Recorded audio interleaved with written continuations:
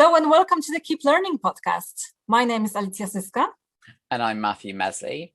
And today we're going to be discussing critical thinking. Now, I think with critical thinking, sometimes there can be a bit of confusion about what it actually means. And often there can be a sort of idea that it means something negative or that you're criticizing something. But actually, that's not the case.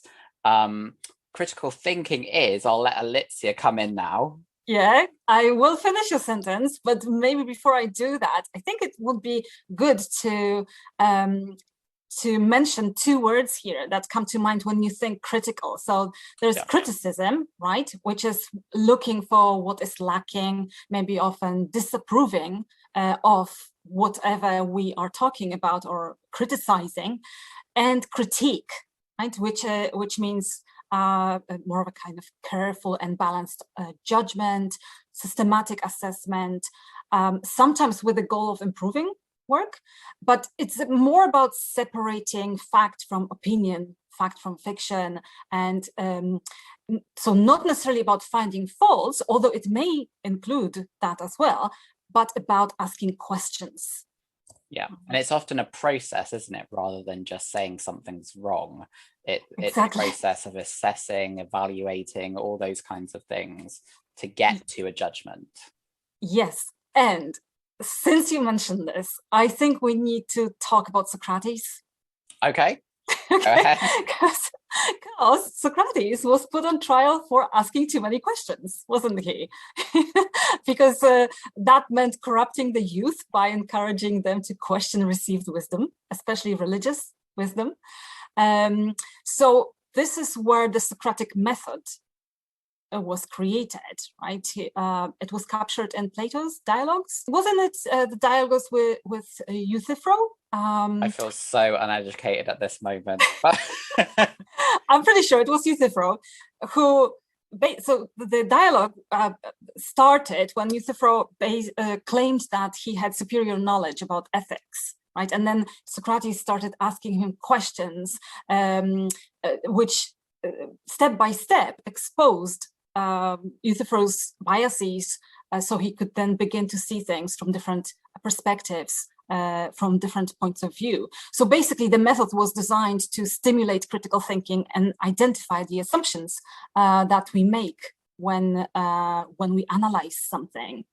So it's about challenging or drawing out our biases, and when we do that, I think we can often end up in quite unexpected places.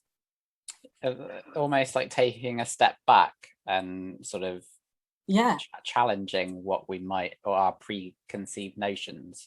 And I would even say maybe not necessarily step back, but step aside, step to the side. Yeah, but when you think about questioning, so for example, someone tells you something, what is the first question that you would ask? A kind of generic question, the first question that comes to mind before you engage. Why? Or even why do you think that? Why do you say that? So maybe we could think of an example. Like if you said to me now, tomorrow is going to be the coldest day of the year. And I look outside, look at the window, I'm like, ooh, it's pretty sunny and wonderful out there. So I would ask you, why do you think so? I think one of the things my response would be is I would marshal my evidence perhaps and say, here's the evidence for why this is going. Yeah, you wouldn't necessarily tell me because I saw it in my dream. Or because I say so. I say because I say so, or because, last year on the 17th of April, it was the coldest day of the year, and therefore it's going to be that tomorrow as well. But yeah, you would marshal some evidence or some sort of a forecast or something that would, the temperature is now dropping down and your thermometer tells you so, etc. So it's about me then assessing which of these explanations would be sufficient to consider that information viable. Probable, likely. Almost like you're critically appraising I'm critically appraising. I'm trying to distinguish kind of good versus bad reasons for believing you or for believing something, right? True versus false, probable versus improbable, likely versus unlikely. And so it's about evaluating you and your ideas, isn't it? And my evidence and whether it's actually valid or reliable, I suppose. So. Yeah. So actually what we test when we question and when we think critically is the truthfulness or the kind of viability. And that's what we need evidence for. And then the objective nature of that information, right? So, and sometimes it's not really about objectivity because that's a loaded concept again, but at least about identifying the kind of perspective that the person is coming from when they present information to us. Yeah, and I think, well, I suppose in terms of where it's coming from or its provenance or things like that. Yeah, exactly. And how they make that provenance make color that perspective. So what is that, I think students in particular like the word bias. What's the bias, of that piece? I generally don't like using that word because to me it has that pejorative connotation, right? I prefer to say perspective. What's that author's perspective rather than what's their bias? Because then it's a little bit more like, well, we do all have some perspective, don't we? And I suppose often with that, people will say something's biased without interrogating why it's biased or in what sense it's biased. Whereas when you think of it in terms of perspectives, you actually start thinking about the context in which the evidence is produced or the argument that is being formed and why, things like that. Yes, exactly. So maybe so it would be good to talk about the kind of problems that we can avoid when thinking critically. But before we get there, there is this one idea or a way of looking at thinking and learning that may help us to see the importance of thinking critically, which is Bloom's taxonomy, right? Where we have these 6 tiers starting, the 3 lowest tiers have to do with the kind of basic ways of learning, such as remembering, so accumulating knowledge, recalling facts and concepts, and then understanding, so comprehension, interpreting information, etc., and then applying that knowledge maybe to solve problems. So these are the kind of basics, right, of any knowledge pursuit, right? But then these 3 top tiers that Bloom identified, which are analyzing, so breaking information down into its component parts, identifying maybe reasons, so asking questions such as why, that we mentioned already, or how, or what if. And then the next one is evaluating, so that's even more advanced, where we judge or assess information or authorship, provenance, etc. So we ask questions such as, so what, or what's next? And then the top one is creating, but this one to me is the most advanced one, right? Because now all of a sudden you have to create your own knowledge, having done all of this analyzing and evaluating, and maybe combine all these elements to create a new idea, or maybe think about how an idea can be improved or adapted. So I think it's valuable to think about these 2 parts or 2 ways of thinking, with the bottom ones kind of being the basic thinking skills, and the 3 top ones being this higher level, higher order thinking skills, where critical thinking belongs as well. I like that. And I think students will be aware of these kinds of words because they're often used in assignment briefs, in questions, but sometimes it's worth sort of thinking what they actually mean, and considering perhaps different words for analysis, evaluation, and creating, and whether you're doing this in your own writing. I don't know if you'd agree. Yeah, definitely. And I think we sometimes use these words without thinking much about what they actually mean, right? So we say analyze something, but actually we do hope that the student will evaluate as well, but we don't say necessarily evaluate it. Yeah, so evaluate and analyze, they often will be used interchangeably, but actually when you think about it, they do have slightly different consequences to how we treat information or knowledge. Yeah, and often evaluation, you'll have already done the analysis part, won't you? Exactly. Yeah. And it's I think it's something that actually you learn to do a lot more as you develop throughout your degree, whereas in sort of the first year, you're often sort of saying this is important and this is important, but you're not necessarily saying to what extent something's important, or like in what context this is important. But I agree with you that that sometimes these things could be clearer. But you know what you just mentioned with responding to, let's say, a task and making decisions about what is important and what is not. That brings me actually to thinking about all these different problems we can avoid when thinking critically, such as false dichotomies, right? So sometimes, let's say an essay question will ask about the most important reason for something, or the most important element, or will almost force a student to choose this one thing that they need to prove throughout the essay, right? But actually, presenting two options and giving that impression that only one of them may be true is a trap, right? Because it's not like they never can be both true, but to an extent. Yeah, and also there might be other possible options. So narrowing it down to choosing between 2 or 3, for example, it's a false dichotomy. And that's one of the things that needs to be thought about and can be avoided when critical. I've got another one. Okay, great.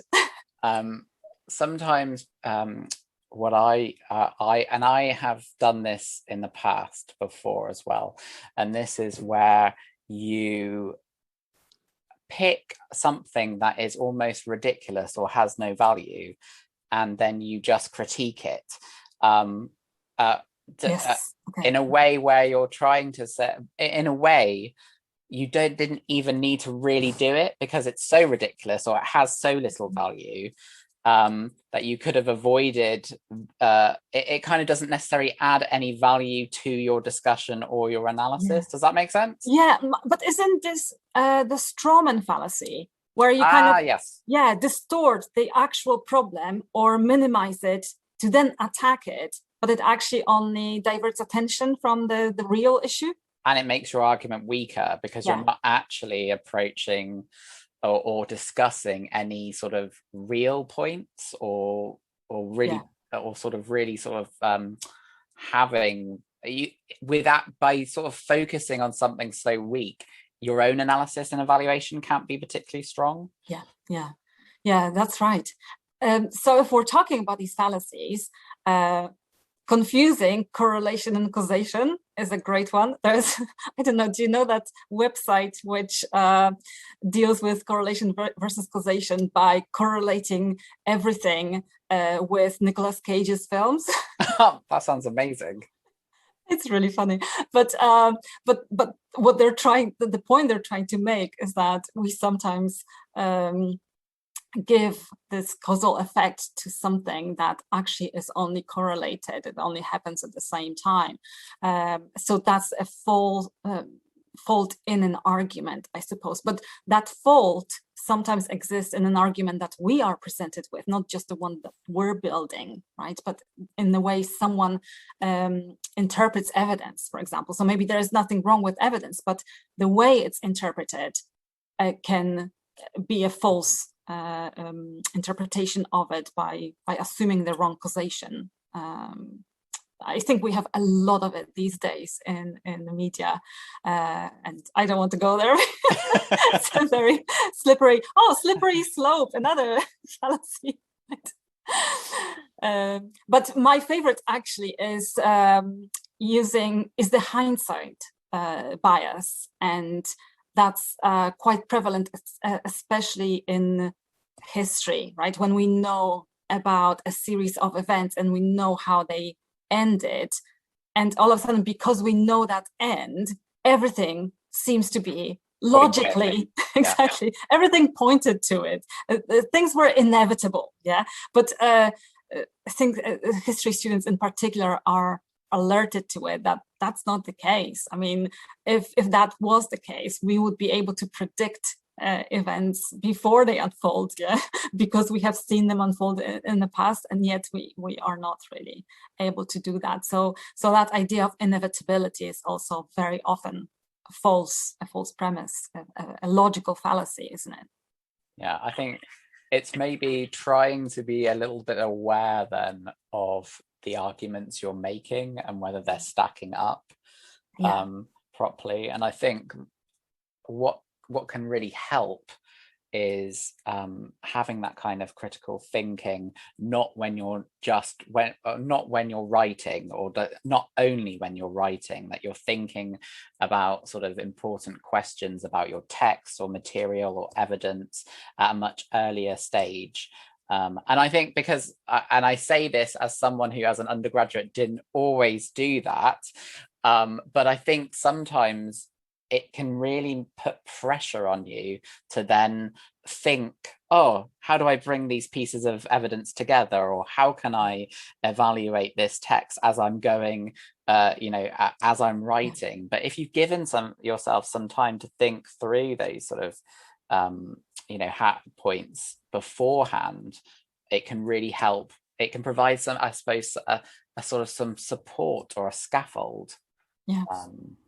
Yeah, and what you're mentioning here as well is the fact that we need to apply critical thinking both when we accept ideas and when we produce ideas, right? So at the point of reading actively, I don't know, making notes, asking questions, annotating, comparing, contrasting, etc. And then when we produce our own argument as well. But that critical reading, I think, and critically approaching ideas is absolutely essential in the world we live in, because we are faced with so much misinformation all the time, right? And being able to see where some manipulations or distortions maybe happen, and they happen as well in scholarship. I mean, there are lots of scholars who present information in a way that is full of maybe evasions or half truths, or just picking and choosing your argument to fit.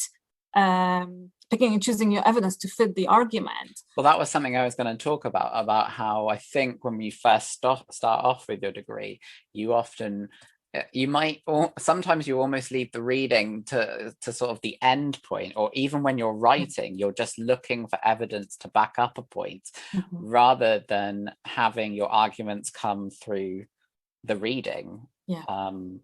And I think it does take time, though, because I think when you come into your degree, or when you're at that starting point, you've almost got to sort of change your thinking in regards to how you write and why you're using evidence.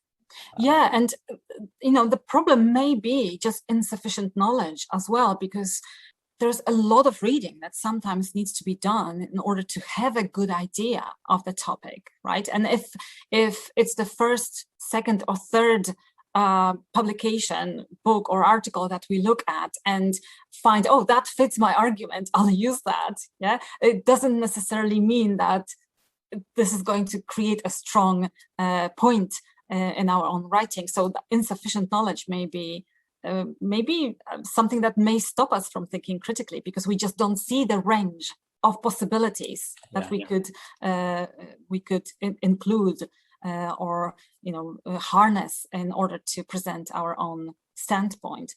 So there's this, but also I think there may be an unwillingness to challenge ideas, especially at the early stages of studying, of pursuing a degree, because everything has to be balanced. That's that idea, isn't it? That it's we that, have to... but also, who am I, to critique someone's ideas? Who am I to challenge, the established knowledge? I think there's a lot of that. I never had that problem, unfortunately. I was too arrogant, probably, as an undergraduate. But I think that I think that it can be both ways, can't it? It can be that idea that that you've been trained to be like, on the other hand, we have to say it, and you don't have to come at it equally, an equal perspective. You can sort of show that the evidence or the literature has pointed you more in one direction than the other.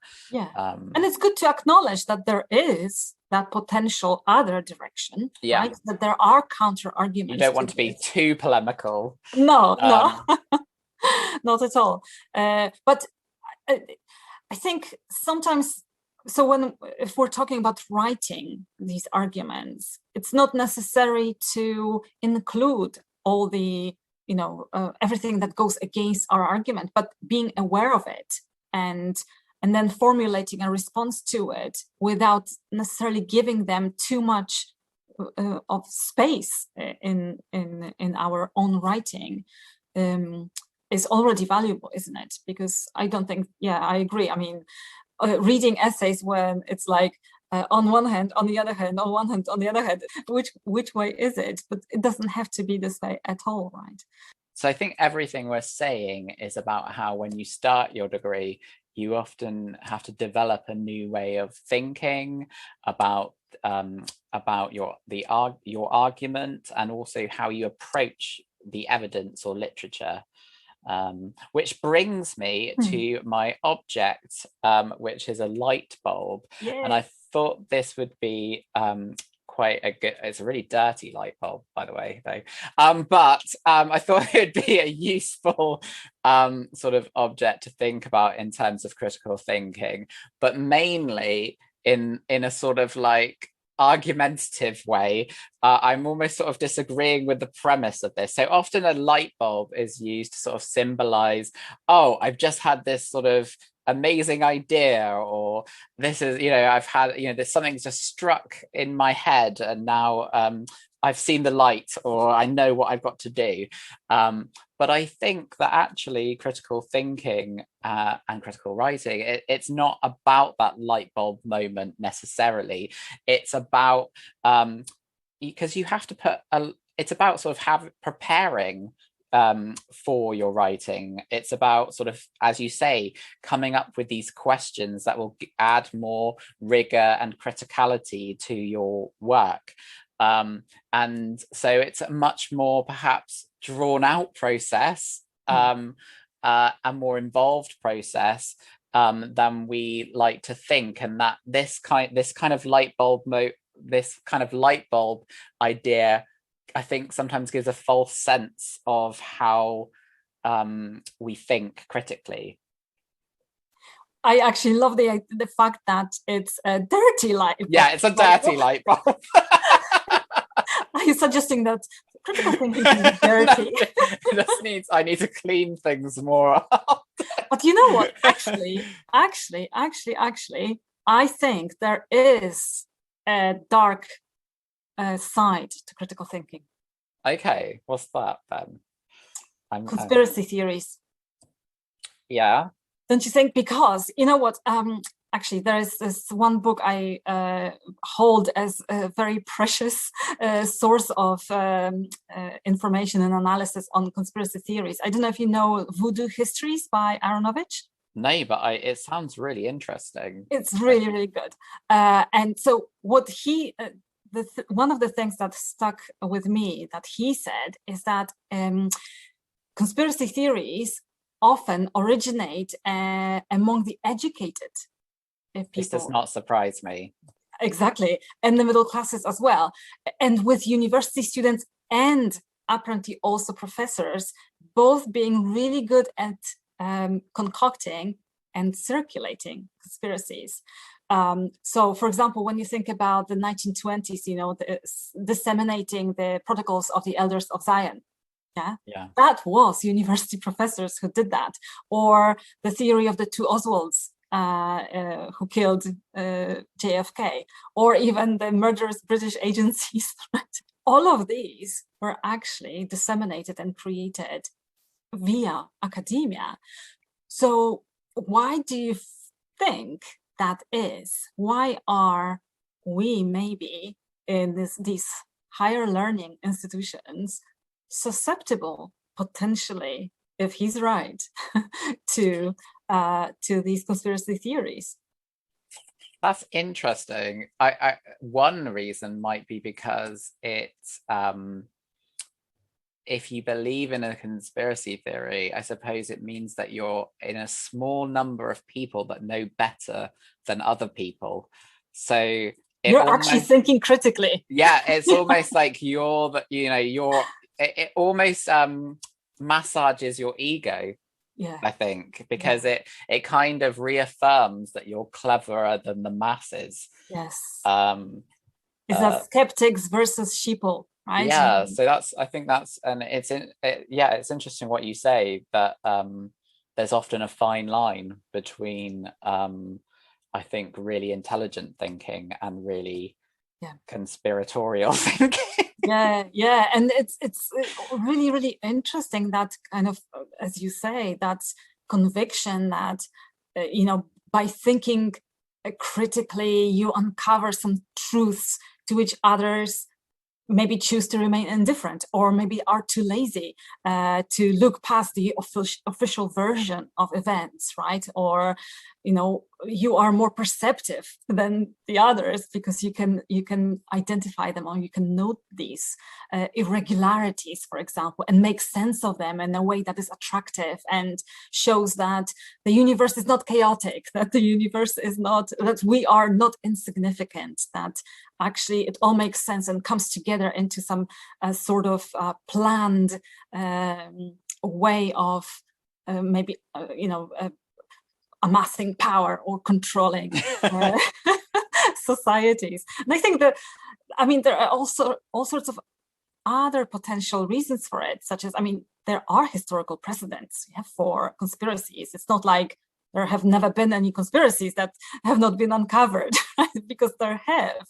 And just because they have been, we know of them, like, I don't know, the gunpowder plot maybe is a good example. And also because we have, when you think about what a conspiracy is, it has a very broad definition. So if you think about, it's just maybe 2 or 3 or more people getting together to plot something secret, some secret action that is supposed to take over the world, whatever it is. And also there's this new concept of alternative facts or fake news, where everything seems to be equally valid as a source of information, and we're maybe not critical enough of that actually. And I think that it also has a certain underdog quality, doesn't it? That this is not the official history written by the winners, but that written by the losers, and therefore it's attractive. That's interesting. I think you can certainly have a minority view without it necessarily being a conspiratorial view, can it? But I suppose one of the things that I suppose is that with critical thinking, you don't want to get to the point that you're only critiquing others and you forget to keep self-critiquing yourself and your own work and your own positions, and I think perhaps that is something to really, I think that's something that I always stress in my LD sessions, is that obviously you're thinking about what other people's positions and their perspectives, but you need to at some point evaluate your own perspectives as well, and keep that in mind. And be aware of maybe some social conditioning or stereotyping that may be involved, your own personal experience, and how it may impact on your own choices. Because every time we may be working with facts, numbers, but the way we choose these facts and numbers also says something about our own personal biases, I suppose. And I think there's a tendency, maybe outside of science, to admit that bias a little bit more these days, especially in cultural studies, for example, where authors very often explain where they're coming from when working with certain phenomena, just to be perfectly transparent about potential for these biases. Although obviously there's a flip side to it, because then it doesn't really mean if someone has a personal stance that it makes it invalid. Yeah, That's but I also another fallacy. I also think it's about acknowledging sometimes, and this is difficult within academia, acknowledging your lack of knowledge sometimes is important. Or back to Socrates. We don't really know anything. Yeah, reflecting that you might not need to have an opinion always, I suppose, or that you might need to read more about something. And I think the more and more you continue on with a degree, and if you go into postgraduate studies, often it's about recognizing, the more you don't know, isn't it? But sometimes. Yeah, it's interesting. And I think that tension within critical thinking, especially when you think again about conspiracy theories versus that encouragement to keep asking questions, because sometimes conspiracists just say, I'm just asking questions. But it's not just asking questions, it's often questions that are designed to lead to a certain conclusion, right? But so the solution for me, often when I am presented with conspiracy theories, is to apply Occam's razor, right? Or this principle of parsimony, where the simpler explanation that involves fewer assumptions is more plausible and usually the right one. But actually, then in academic writing, we do encourage students to consider as many potential explanations and perspectives. So there's a little bit of that tension. I'm just thinking of some of the marking, the sort of responses that sometimes my undergraduate make this more nuanced, or make this, look at it from a number of perspectives, or things like that. It's kind of what, like you say, in terms of the tension. Yeah. But so what have we established? Well, we've gone quite far from our original. We have, but I think it's because critical thinking is really it's such a crucial skill, but also a skill that involves a variety of skills, really, right? It's something that is a lifelong skill, or it has to be continued to be developed, right? It doesn't just get developed and then we don't have to think about it. And we can always get better at critical thinking. And I know that, especially on Twitter. But even not being, or being less susceptible to scams, worthless products that we're constantly bombarded with, or some lures and ideologies. It's really valuable not to fall for these things.